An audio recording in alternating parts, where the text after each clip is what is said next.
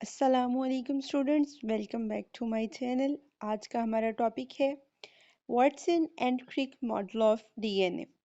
Watson and Crick दो scientist थे जिन्होंने डीएनए के स्ट्रक्चर को डिस्क्राइब किया, डिस्कवर किया और उसके बारे में डिफरेंट पॉइंट्स, डिफरेंट डिस्कवरीज हमें दी।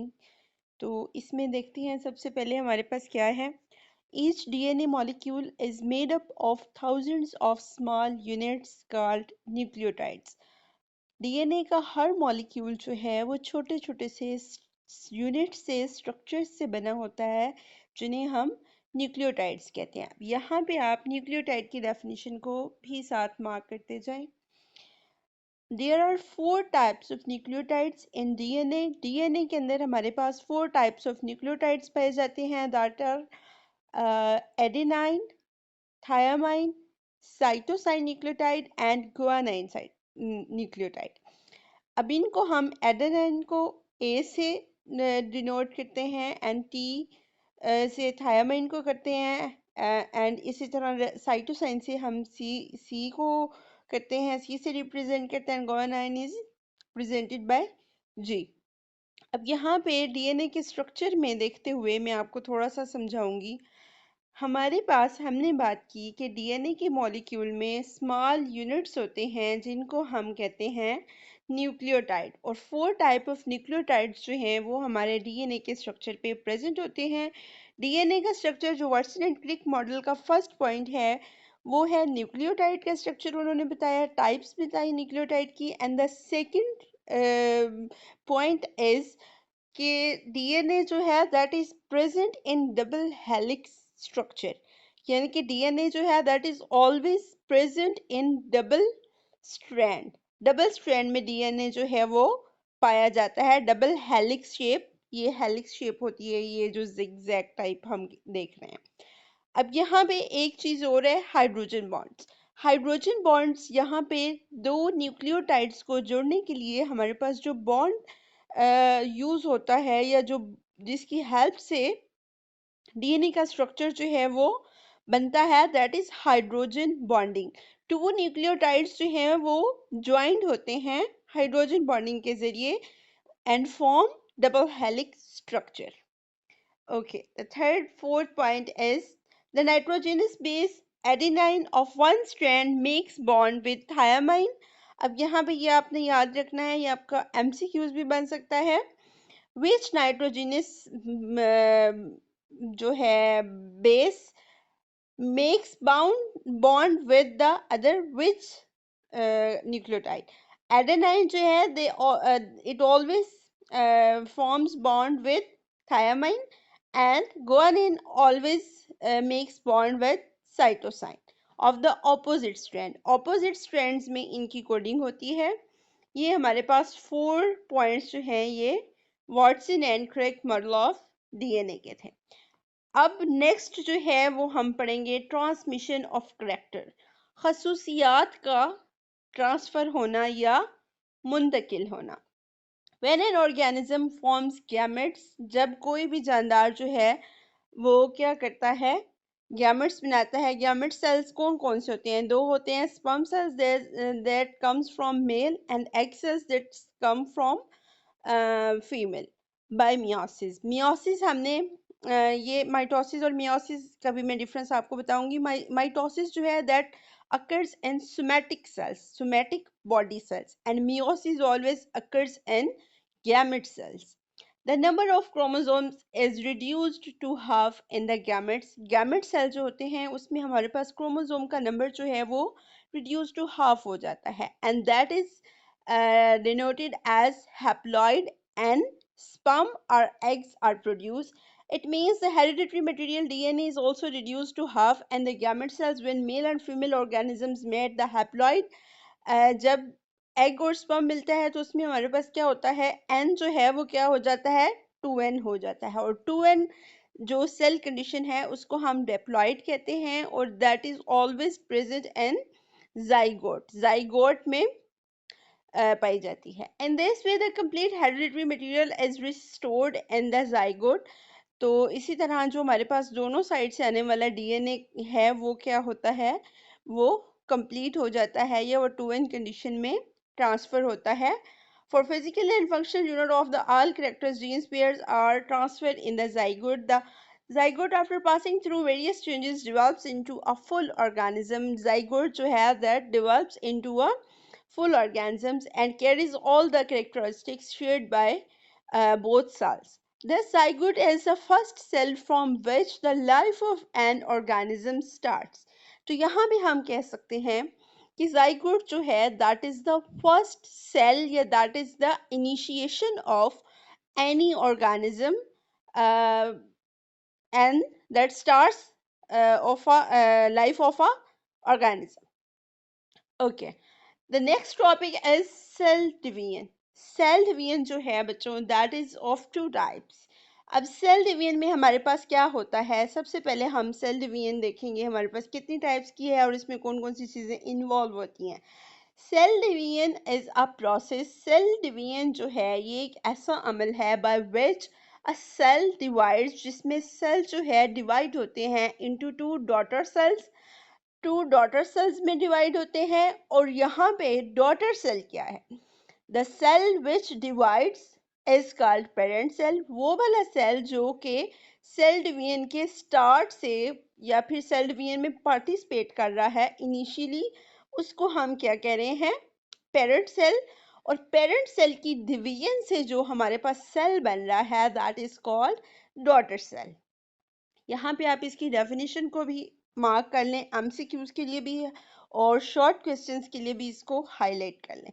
यहाँ से the cell which divides is called parent cell and the cells which are produced as a result of cell division are called daughter cells. Okay, दो definition short questions हमारे पास done हो गए. Before the start of cell division, cell division के शुरू होने से पहले हमारे पास क्या होता है, पेरेंट सेल जो है that passes through a phase that is called interphase.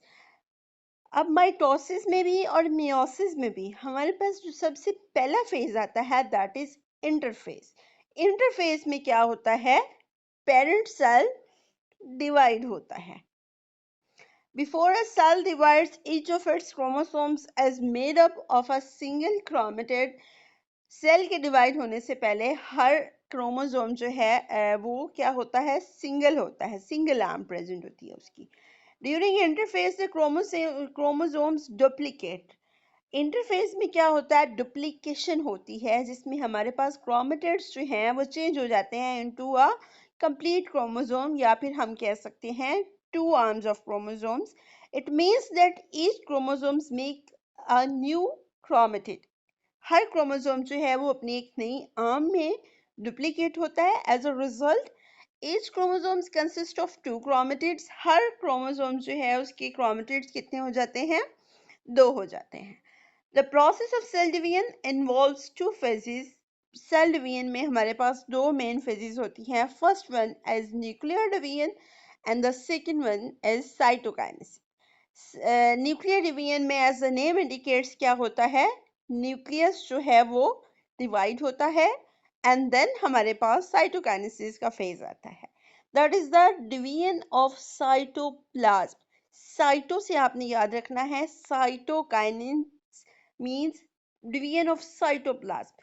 जब साइटोप्लाज्म की डिवीजन होती है तो उसके बाद जो है हमारे फर्दर डॉटर सेल की प्रोडक्शन की तरफ हम जाते हैं.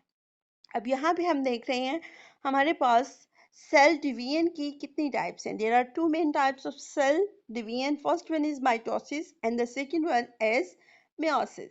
माइटोसिस जो है बच्चों ये होती है किसी भी बॉडी पार्ट में, लाइक आप देखते हैं कि हमारी बॉडी पे जैसे कोई कट लग जाता है तो उसमें हम क्या करते हैं, मतलब देखते हम देख रहे होते हैं कि वो वाउंड जो है, जो जख्म हमारा होता है वो थोड़े मतलब स्लोली स्लोली उसको फिलअप होना, स्किन के साथ फिल होना, भरना शुरू कर देता है.